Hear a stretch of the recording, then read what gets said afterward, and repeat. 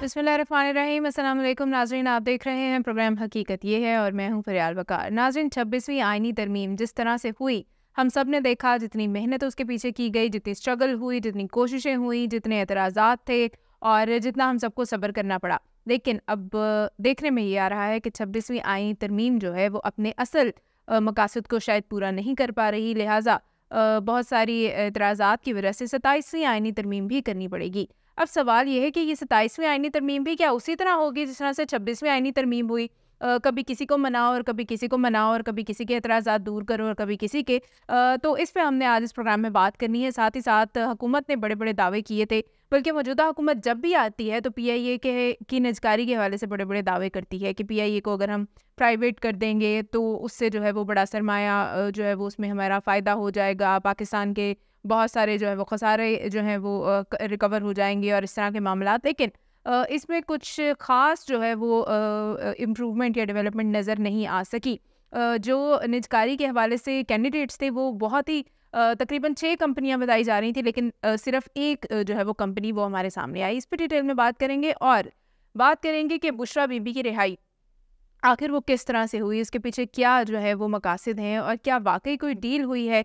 PTI वाले तो इस पे मुसलसल इनकार करते थे कि कोई डील नहीं हुई। अब हुकूमती भी कुछ लोग हैं जो कह रहे हैं कि कोई डील नहीं हुई। हकीकत क्या है हमें बताएंगे। मेरे साथ मौजूद है मिस्टर फैसल इदरीस भट्ट। बट साहब, सबसे पहले ये बता दें, 26वीं आईनी तरमीम अल्लाह अल्लाह करके वो क्या कहते हैं, कुफर टूटा खुदा खुदा करके हुई थी, हुई बिल्कुल वैसे थी जैसे आपने हमें बताई थी, और अब 27वीं आईनी तरमीम है। अब ये किस तरह से होगी? बिस्मिल्लाहिर्रहमानिर्रहीम। बात यह है कि 26वीं आईनी तरमीम में इतनी लकूनें हैं, इतनी कोताहियाँ हैं और इतनी गलतियाँ हैं कि उसको कवर देने के लिए 27वीं आईनी तरमीम करना हद ज़रूरी है। अच्छा। जब तक 27वीं नहीं होगी, पर हुकूमत का एक जो मसला था ना, वो तो गया हल हो कि एक दो ऐसी शख्सियात जिनको वो चीफ जस्टिस के ओहदे पे देखना नहीं पसंद करते थे, उनसे उनकी जो है इसमें वो कामयाब हो गए हैं। अब पहला सबसे मेजर प्रॉब्लम यही था। ठीक है। अच्छा, अब दूसरा जो है वो आईनी बेंच का है। आईनी बेंच का सरबराह जो है वो जुडिशल कमीशन का मेंबर होगा और जुडिशल कमीशन जो है वो उसको मुंतखब करेगा आईनी बेंच के सरबराह को, और ये सारी बातें जो है ना ये अब करनी बाकी हैं। ठीक है। अब इस वक्त तो आईनी बेंच है ही नहीं ना, उसका कोई सरबराह है। और मेरा ज़ाती तौर पे ये ख्याल है उसके लिए 27वीं आईनी तरमीम करना पड़ेगी। और इस पे बात ये है कि ये एपिसोड दोबारा रिपीट होगी जो पहले वही कुछ सारा दिन हुई है, सिलसिला। वही सारा सिलसिला। अच्छा, तब तो जो मौलाना फजल रहमान है वो बहुत ज़्यादा जो है वो उनके ऊपर बहुत मेहनत करनी पड़ी थी। क्या अब भी ऐसा होगा, क्योंकि मौलाना के एतराज़ात अब भी हैं? मेरा ज़ाती तौर पे ख्याल ये है कि मौलाना फजल रहमान स्टैंड करेंगे और स्टैंड करके तो वो आईनी तरमीम में ढाल बनने की वो नहीं अपने आप को पेश करेंगे। और मौलाना फजल रहमान अगर तो मान जाते हैं, जो कि सुनने में ये आ रहा है कि उनको चंद दिन में कुछ ऐसी चीज़ें नवाजी जा सकती हैं जिसके एवज वो मान जाए। अच्छा बट साहब, मौलाना फजल रहमान साहब को इसका मतलब है कि उनके जो तावुज़ात थे या जो उनके एतराज़ात थे, उन्हें जो चीज़ें गलत लगती थी, क्या वो ठीक साबित हुए हैं? मतलब कि वो कहते थे ना कि इस आईनी तरमीम बड़े नकाइस हैं, तो ये साबित हो गया?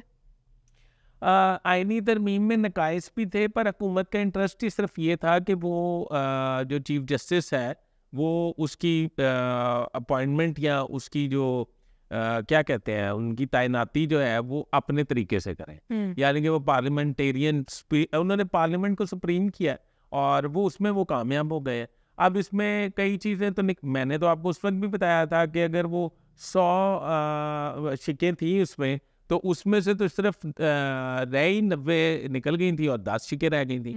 इसलिए अब 27वीं आईनी तरमीम उजलत में नहीं की जाएगी, क्योंकि आपको पता है इस वक्त काफ़ी सारे पार्लियामेंटेरियन नवाज शरीफ समेत मुल्क से बाहर है और प्राइम मिनिस्टर भी बाहर है। अच्छा, वो जो फेस सेविंग करनी थी वो बस 26वीं आईनी तरमीम में हमने कर। वो फेस सेविंग नहीं ज़रूरत थी। हाँ। पहले ये समझ लें अच्छा। कि वो मैंने आपको पहले भी बताया है कि चीफ जस्टिस की तैनाती का तरीका कार तब्दील करना था। वो तैनाती का तरीका कार तब्दील हो गया और अब वो जो है अब वो सुकून से करेंगे 27वीं आईनी तरमीम। ठीक है, सुकून से होगी। अच्छा, एक जो चीज़ जो मेन इश्यूज थे, जैसे अभी हमने बात की कि 2 लोगों की तैनाती के हवाले से मेन तहफ़्फ़ुज़ात थे, वो तो नहीं हो सके। پاکستان تحریک انصاف جو ہے وہ بڑی اب بیرسٹر گوہر کے بیان کے مطابق کہ ہم موجودہ چیف جسٹس کو بالکل معنون تسلیم کرتے ہیں اور ہم وہ تو بڑے مطمئن نظر آ رہے ہیں. حکومت ابھی تک مطمئن نہیں ہو رہی. آپ کیا سمجھتے ہیں حکومت موجودہ نظام سے آخر کیوں مطمئن نہیں ہے؟ 26ویں آئینی ترمیم بھی کر لی, اس پہ بھی سیٹسفیکشن نہیں ہو رہی. چیف جسٹس کے حوالے سے بھی, ابھی جوڈیشل نظام کے حوالے سے بھی مزید کچھ نہیں ہوا. حکومت کی تسلی کیوں نہیں ہو رہی؟ حکومت دیکھیں میں آپ کو بتاتا ہوں, حکومت اس وقت جن بحرانوں میں گھری ہوئی ہے اس میں سب سے ٹاپ موسٹ جو بحران ہے وہ معیشت ہے. اور معاشی طور پہ جس طرح کہ آرمی چیف اور پرائم منسٹر نے انیشیٹو لیا اور SIFC کا انعقاد کیا گیا, SIFC کے انعقاد کے بعد معاشی طور پہ ہم کچھ بہتر ہونے جا رہے ہیں. سعودی عرب سے بہت بڑی انویسٹمنٹ آئی ہے. اب میں سمجھتا ہوں کہ جو اب پرائم منسٹر سعودی عرب گئے تھے وہ جب پاکستان آئیں گے تو ان کو یہ پتہ لگ جائے گا کہ انویسٹمنٹ مزید انہینس ہوگی, بلکہ اعلان ہو گیا ہوا اس کا, MOUs بھی سائن ہوں گے. قطر بھی وہ گئے, قطر سے بھی انویسٹمنٹ آنے کے کبھی امکان موجود ہیں.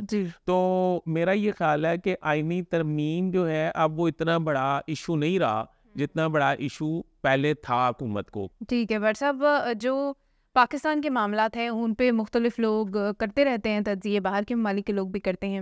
زلمے خلیل زاد افغانستان میں سفیر ہیں امریکی, انہوں نے ایک ٹویٹ کیا ہے, میں چاہوں گی اگر ہم اس کو تھوڑا سا ڈسکس کر لیں اس موقع پہ, جیسے ابھی آپ بات کر رہے تھے سرمایہ کاری کے حوالے سے. انہوں نے کہا ہے کہ جی مجھ پہ بھی یہ بات عیاں ہے اور پاکستان کے جو ہے وہ بہت سارے لوگ بھی یہ مانتے ہیں کہ جو بانی PTI ہے وہ جھوٹے الزامات, جھوٹے کیسز اور زیادتی کی بنیاد پہ جو ہے وہ اس کو اندر کیا گیا.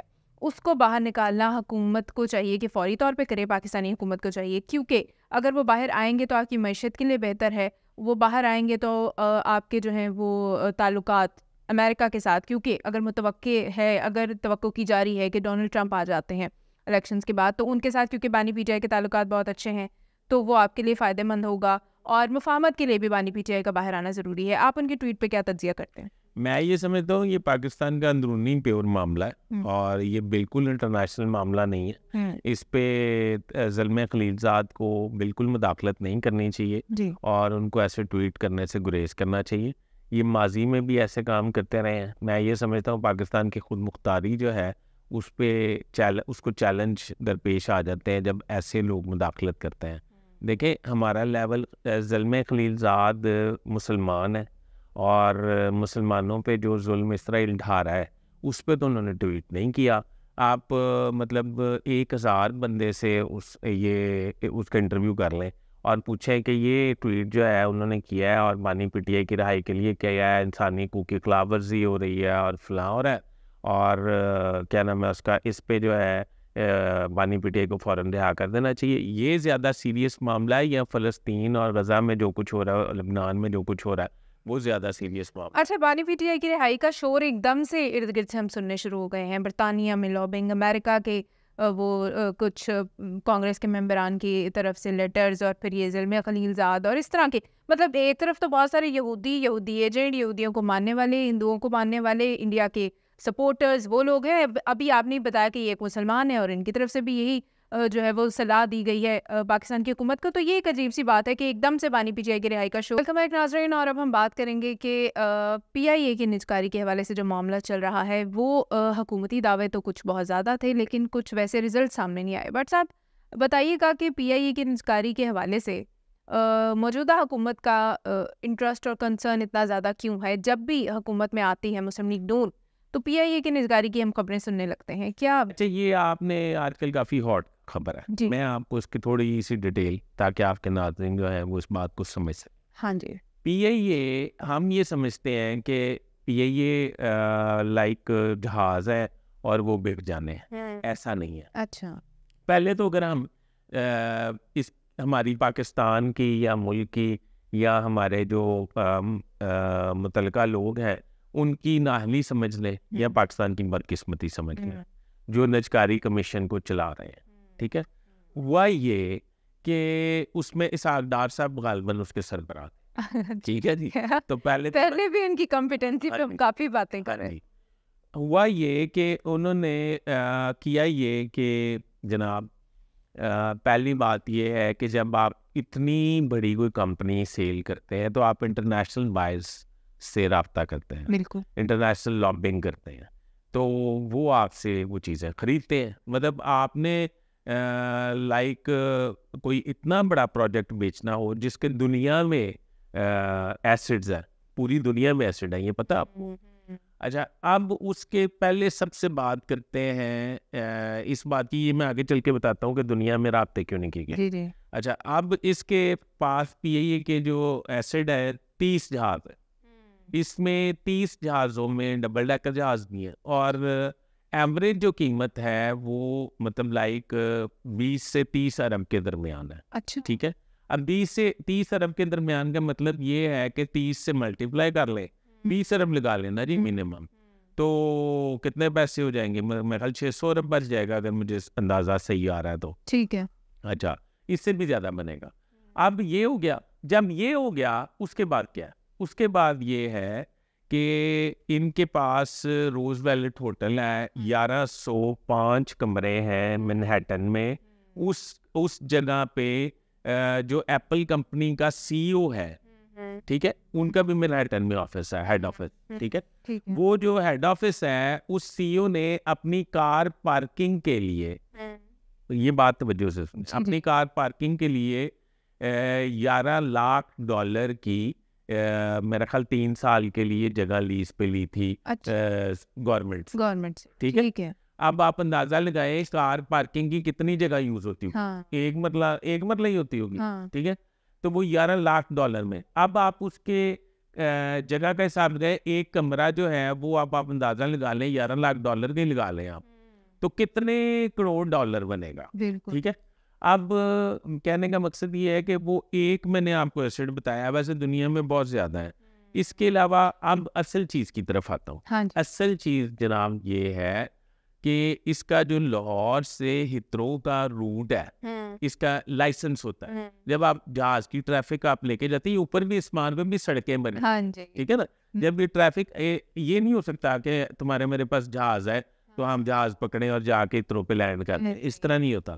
اس کا ایک روٹ ہوتا ہے, جو روٹ ہے وہ اس وقت اس کی مالیت 30 ارب روپے ہے. ٹھیک ہے جی, 30 ارب کا روٹ ہے. آپ مجھے یہ بتائیں کہ ایک روٹ کی بات کر رہا ہوں, یورپ کے سارے روٹس ان کے پاس ہیں, یو ایس سے کینیڈا, آسٹریلیا, یہ سب روٹس ہیں پی آئی اے کے پاس. وہ اگر روٹس آپ اکاؤنٹ کریں, جب انہوں نے پی آئی اے نے لیا تھا نا, انہوں نے سینکڑوں ڈالرز میں لیے. اچھا جی, یعنی کہ پرانی بات ہے. اب وہ جو سینکڑوں ڈالر, آج اگر آپ لندن کا وہ ہترو والا 30 ارب والا روٹ لینے جائیں تو ایک تو آپ کو 5-7 سال انتظار کرنا پڑے گا. آپ کی ایئر لائن اے بی سی او, یہ جو کل میں ایک سی او صاحب کی بات سن رہا تھا, یہ جو جس کمپنی نے 10 ارب روپیہ کی قیمت لگائی ہے, وہ ایک جملہ بول رہے تھے کہ 85 ارب میں تو جی پوری ایئر لائن بن جاتی ہے. 85 ارب میں ایئر لائن تو بن جائے گی, پر مسئلہ ہے کہ یہ روٹس کہاں سے لائیں گے؟ ایئر لائن لے کے گھر ہی کھلانی ہے تو فائدہ نہیں. اب امریکہ کا روٹ جو ہے, میں ہترو کا اگر 30 ارب کا تو وہ بھی 40-50 ارب کا ہوگا. اچھا, اب اور اوپر سے جب آپ اس کو اپلائی کرتے ہیں, اس پہ کافی عرصہ آپ کو انتظار, سالوں میں انتظار کرنا پڑتا ہے, مہینوں میں, دنوں میں نہیں, سالوں میں انتظار کرنا پڑے گا. جب آپ کو روٹ وہ الاؤ کریں گے, پھر اس کا رینٹ ہوتا ہے.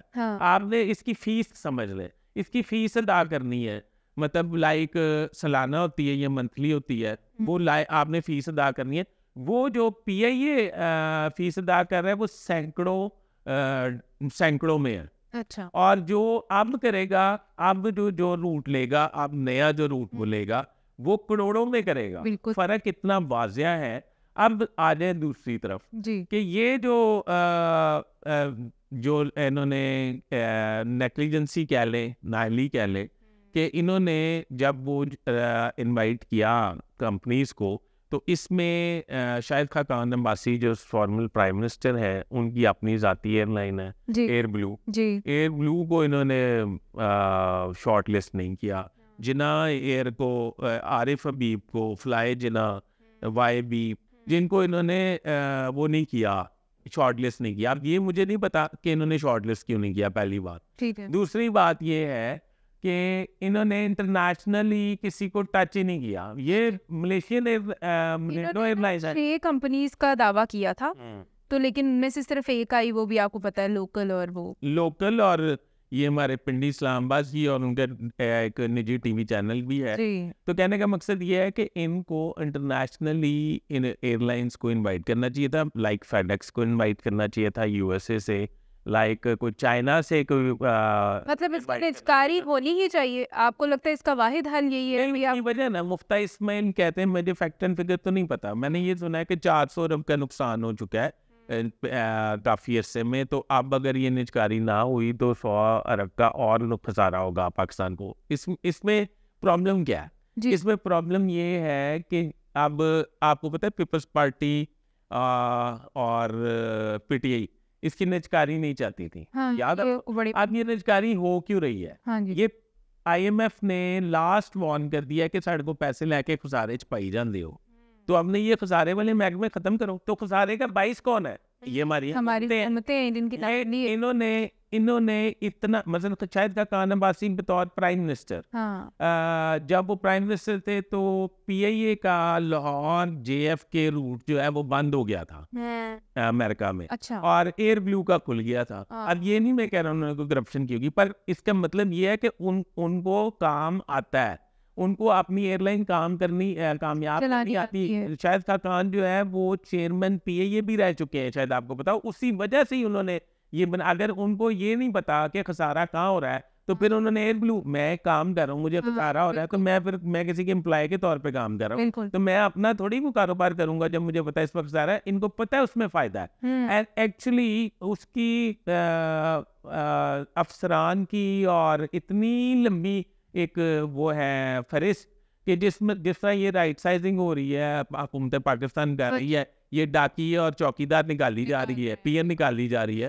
یہ میں نے آپ کو پہلے بھی پروگرام میں کہا تھا کہ 100 لوگ جو ہے نا ٹاپ کے نکال دیں اور اربوں روپے کا ہمیں فائدہ ہوگا, ان غریب خاندانوں کو تباہ و برباد نہ کرے برائے مہربانی. تو یہ بریک تو نہیں لینی, واٹس ایپ بریک لینی ہے, لیکن بریک سے پہلے کوئکلی یہ پوچھنا چاہوں گی, سب سے زیادہ فوکس ہمیشہ اسی حکومت کا کیوں ہوتا ہے؟ پاکستان تحریک انصاف کے دور میں اتنا شوق سنا. ایسی بات چلے ہم ایک بریک کے بعد اس پہ ڈیٹیل میں بات, میں نے آپ کو پوری بات بھی بتانی ہے. ضرور, وہ لمبی بات ہے, اس لیے ہم بریک پہلے لے لیتے ہیں ناظرین, اس کے بعد دوبارہ حاضر ہوں گے, ہمارے ساتھ رہیے گا. ویلکم بیک ناظرین, اپنی گفتگو کو کنٹینیو کریں گے. بٹ صاحب بتا رہے تھے ہمیں کچھ ایئر بلو کے حوالے سے بھی, اور پی آئی اے کو پرائیویٹائز کرنے میں ہمیشہ مسلم لیگ نون اتنی زیادہ سرگرم کیوں رہتی ہے, یہ میرا سوال ہے. اور واٹس ایپ جو ہے وہ ہمیں حقائق اس پہ بتائیں گے کہ کیا اصل وجوہات ہے. دیکھیں مسلم لیگ نون نہیں, یہ آئی ایم ایف کی شرط ہے, میں پہلے بھی بتا چکا ہوں. اور میں اس پہ کسی حکومت کو وہ نہیں دیتا. اس میں جو سیاسی بڑی پارٹیاں ہیں انہوں نے اپنے ورکرز کو اتنی بڑی تعداد میں بھرتی کیا ہوا ہے کہ ان کو افورڈ کرنا ہی مشکل ہے, ان کی مراعات ہی بہت زیادہ ہیں. ٹھیک ہے, اب آپ اندازہ لگائیں کہ آپ نے سنا ہوگا کہ پاکستان کے لیے کتنی بدنامی کا باعث ہے, کبھی کوئی ایئر ہوسٹس, کبھی کوئی جو ہے وہ مسنگ ہو جاتے ہیں, کبھی اسمگلنگ میں پکڑے جاتے ہیں. تو میرا یہ خیال ہے کہ پاکستان میں اس کی نجکاری ہو جانی چاہیے, کوئی ایسی بات نہیں ہے. انکمپیٹنسی ہے پھر بھی ہماری, اس کی وجہ انکمپیٹنسی ہے کیونکہ اس کی وجہ ہے کہ یہ لوگ اپنا ذاتی کاروبار تو صحیح چلا لیتے ہیں, اپنا جو دوسرا کاروبار جو حکومتی ہے ملک کا ہے اس کا خسارہ شو کر دیتے ہیں. اب میرا یہ خیال ہے کہ وہ انٹرنیشنل کمپنیز کو انوائٹ کیا جاتا, انٹرنیشنل کمپنیز کو اپروچ کیا جاتا ہے. یہ پی آئی اے بڑا تاریخی ادارہ ہے اور یہ دنیا کی پہچان ہے, ہماری پہچان ہے. دنیا کی ایمریٹس ایئر لائن جو دنیا کی ٹاپ موسٹ ایئر لائنوں میں شمار ہوتی ہے, جن کا تعلق یو اے ای سے ہے, اور ملیشین ایئر لائن ملنڈو جو ہے وہ ان کو یعنی کہ آپ سمجھے کہ ان کو ٹریننگ دینے والا ان کا وہ پورا فارمیٹ بنانے والے پی آئی اے تھے. ایسے ہی ہے, اور پی آئی اے کے پائلٹ جو ہیں انہیں انتہائی ایکسپرٹ سمجھا جاتا ہے دنیا میں, اور وہ دنیا میں کافی جگہ کام بھی کرتے ہیں. بٹ صاحب یہاں تک کہ پرائیویٹ لوگ جو اپنے کیبن کروز کے انٹرویو کرتے ہیں اس میں بھی جب پینل بیٹھتا ہے تو ایک پی آئی اے کے سینئر ایئر ہوسٹ اس کے اندر لازمی ہوتی ہے. جی, تو آپ دیکھیں کہ پھر بھی ہم جو ہے وہ اپنے ادارے کو بچا نہیں پا رہے. آج تو آپ نے بڑی تیاری کی ہوئی ہے اس پہ پی آئی اے پہ, تھینک یو سو مچ. اب دیکھیں دکھ کی بات ہے نا, یہ ہم سارے اپنے ادارے چھوڑ دیں گے, ہم سے کچھ بھی سنبھالا نہیں جائے گا. حکومتی ملازمین ہی نہیں مجھے لگتا ہے آئندہ وقت میں رہنے, سب لوگ پرائیویٹ لوگوں کے ہی ملازم ہوں گے. خیر تھوڑی سی بات سیاست پہ بھی کر لی جائے اگر آپ کی اجازت. جی, بشرا بی بی رہا ہو گئی, جی, شور مچ گیا ڈیل ہوئی. پی ٹی آئی تو کہتی ہے ڈیل نہیں ہوئی, اور اب کچھ حکومتی لوگ بھی کہنے لگ گئے ہیں ڈیل نہیں ہوئی. رانا ثناء اللہ صاحب کا یہ کہنا کہ ڈیل نہیں ہوئی, آپ کیا سمجھتے ہیں؟ میں یہ سمجھتا ہوں کہ ڈیل ہوئی. اچھا, ڈیل اس طرح ہوئی کہ جب وہ خواجہ آصف وزیر دفاع ہے اور ان کا بیان بہت امپورٹنٹ ہے کہ دال میں ضرور کچھ کالا ہے. میرا یہ خیال ہے ذاتی طور پہ کہ بشریٰ بی بی کے باہر آنے سے عمران خان جو ہے وہ ان کو کافی ریلیف ملے گا. کیسے؟ وہ اس لیے کہ وہ کافی میں نے سنا ہے پریشان تھے اس بات پہ کہ ان کا میری اہلیہ جو ہے وہ جیل میں ہے. اچھا. اور دوسرا میں یہ بھی سمجھتا ہوں کہ اہلیہ جو ہے وہ پارٹی پہ اب بالکل فوکس کر لیں گی. اچھا. اور یہ جو لوگ لڑ رہے ہیں یہ ایک سازش کے تحت ان کو لڑوایا جا رہا ہے. یعنی کہ لڑوایا جا رہے سے مراد یہ کہ ایک ماحول بنایا جا رہا ہے ان کو بشریٰ بی بی کو لانچ کرنے کے والے سے. تو پارٹی کی عادت جو ہے بشریٰ بی بی ان قریب سنبھال لیں گی. اور جو بشریٰ بی بی کے بارے میں باتیں تھیں کیا وعدہ معاف گواہ اور تھوڑی سی غداری کے حوالے سے بھی اور اس طرح کی پیش گوئیاں, نہیں میں نہیں سمجھتا کہ وہ وعدہ معاف گواہ بنیں گی. اب برا وقت انہوں نے کاٹ لیا ہے, اور اگر اب وہ وعدہ معاف گواہ بنتی ہے تو میری سمجھ عقل سے باہر ہوگا. پی ٹی آئی ان کے اوپر فل کانفیڈنس رکھتی ہے, پی ٹی آئی کے تمام لوگ, یا ابھی بھی کچھ لوگوں کو شک ہے؟ نہیں, میں یہ سمجھتا ہوں کہ پی ٹی آئی کے تمام لوگ جو ہے یہ ون مین آرمی ہے, اور وہ بانی پی ٹی آئی ہے, اور بانی پی ٹی آئی جس پہ ہاتھ رکھ دے وہ ترقی کر جاتا ہے پی ٹی آئی میں. آپ دیکھیں نا شیر افضل مروت پہ انہوں نے جب ہاتھ رکھا تو وہ زمین سے اٹھا کے آسمان پہ لے گئے, اور باقی لوگ جو ہے ایک ان کے مطلب ویٹر تھا وہ اس وقت سینیٹر ہے, تو چائے بنا کے دیتا تھا, تو وہ اس وقت سینیٹر ہے. تو آپ اندازہ لگا لیں نا, تو وہ تو اچھی بات ہے. آپ ہمیشہ کہتے ہیں کہ اگر کوئی نیچے سے اوپر ترقی کر کے آیا ہے تو پھر اچھی بات ہے. جانا میں ویسے بتا رہا ہوں کہ پی ٹی آئی میں کوئی اصول ضابطے کی یا کوئی منشور کے مطابق نہیں کام ہوتا.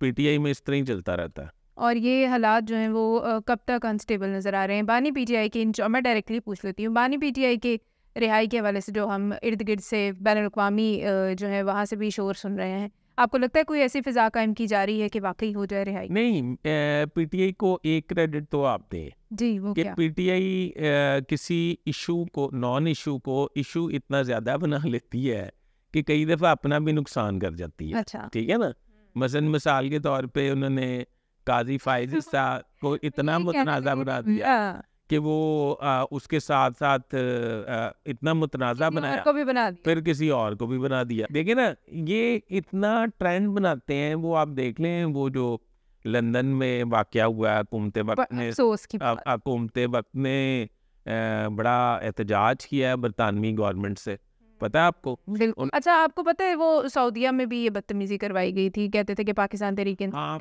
کروائی ہے, بڑی مقدس جگہ پہ. ہاں, تو یہ چیزیں اب حکومت وقت جس طرح سے, اب ایسے حکومت نے بھی بڑے بڑے فیصلے کیے ہیں. انہوں نے کہا ہے کہ جو لوگ اس احتجاج میں ملوث ہیں یا اس پہ حملہ کرنے میں ملوث ہے قاضی فائز عیسیٰ پہ, تو ان کے خلاف جو ہے وہ ان کے پاسپورٹ منسوخ کیے جائیں گے. اگر وہ ڈویل نیشنل ہے تو ان کے آئی ڈی کارڈ منسوخ کر دیے جائیں گے, وہ پاکستان ٹریول نہیں کر سکیں گے. اور اگر وہ صرف برٹش نیشنل ہے تو ان کے ریلیٹیوز کے گھیرا تنگ کیا جائے گا اور ان سب خدمات بنائے جائیں گے. تو یہ ساری باتیں, اس پہ ہمارے فارن آفس نے بہت احتجاج کیا ہے حکومت کو, ان کے ہوم آفس کو خط لکھا ہے کہ قاضی فائز عیسیٰ کو, انہوں نے کیا جواب دیا؟ قاضی فائز عیسیٰ کو جو ہے نہ صرف سیکیورٹی دی جائے بلکہ ان لوگوں کو گرفتار کیا جائے. کا کیا موقف ہے اس پہ؟ برطانوی حکومت نے بڑا تفصیلی جواب دیا اور بڑا ڈپریشن زدہ جواب ہے. کیا ہے؟ انہوں نے کہا جی کہ بات یہ ہے کہ قاضی فائز عیسیٰ جو ہے وہ برطانوی شہری نہیں ہے. اچھا. ان کو وہ حقوق حاصل نہیں جو برطانوی شہری کو. ٹھیک ہے. اور برطانیہ میں اپنی رائے کے اظہار کی آزادی ہے. ہاں, احتجاج کی بھی آزادی ہے. ادھر آپ کو پتہ ہے لندن میں وہ پارک میرے ذہن سے نکل گیا کون سا ہے وہ, اس پارک میں جا کے آپ لوگ ادھر بیٹھے ہوتے ہیں, اس میں جا کے آپ کوئی بھی مطلب جو آپ کا دل چاہتا ہے, مطلب توبہ نعوذ باللہ استغفر اللہ استغفر اللہ استغفر اللہ, لوگ نبی بننے کے بھی دعوے کرتے ہیں. اس پارک کا قانون ضابطہ یہ ہے کہ اس میں آپ جو بھی بولیں گے اس پہ آپ کے خلاف تادیبی کارروائی نہیں عمل میں لائی جا سکتی. ٹھیک ہے جی. اچھا, اب دوسری بات کیا ہے؟ دوسری بات یہ ہے کہ انہوں نے کہا جی کہ جن لوگوں نے احتجاج کیا ہے انہوں نے ہوٹنگ کی ہے یا ہراس کیا، وہ برطانوی شہری ہیں. ہمارے قانون کے مطابق ان کے حقوق زیادہ ہیں. اچھا. ایک تو ہمارے قانون کے مطابق آزادی رائے جو ہے اس کا کوئی مسئلہ نہیں ہے، اور دوسرا یہ کہ ہم ان کو گرفتار نہیں کر سکتے، اور تیسرا یہ کہ اگر وہ آئندہ بھی احتجاج کے، اگر آپ سیکیورٹی چاہتے ہیں قاضی فائز عیسیٰ کے لیے، تو قاضی فائز عیسیٰ کے متعلق تمام ڈیٹیلز ہمیں فراہم کریں، اور پھر وہ اپنا روٹ بتائیں اور اپنی مصروفیات بتائیں. ایک پولیس کار ان کو اسکواڈ کے طور پہ مل جائے گی سیکیورٹی کے طور پہ، اور بس اگلی بھی سن لینا، مل جائے گی. اور یہ نہیں ہو سکتا، یہ نہیں ہم روک سکتے کہ وہ ان پہ حملہ آور کسی کو نہیں ہونے دیں گے. ان کو ہوٹنگ اور احتجاج کے زمرے میں اگر وہ کچھ کریں تو ان کو پولیس نہیں روک سکتی، اور نہ انہیں پولیس منع کر سکتی ہے. اور پی ٹی آئی نے سنا بڑا لمبا چوڑا پلان بنایا، سنا قاضی صاحب اسپین بھی جا رہے ہیں، تو ادھر بھی کوئی جو ہے ادھر بھی احتجاج کا پلان کر رہے ہیں، اور قاضی صاحب کے وہ پیچھے لگ گئے ہیں. یہ تو بات ہے جس کے پیچھے لگ رہی ہے اس کو چھوڑتے نہیں ہیں. بالکل ٹھیک ہے، بہت شکریہ بٹ صاحب. باتیں تو بڑی انٹرسٹنگ چل رہی تھیں، لیکن ٹائم پروگرام کا ختم ہو گیا ہے. ناظرین سے اجازت چاہیں گے، پھر ملاقات ہوگی. بہت سارا خیال رکھیے گا.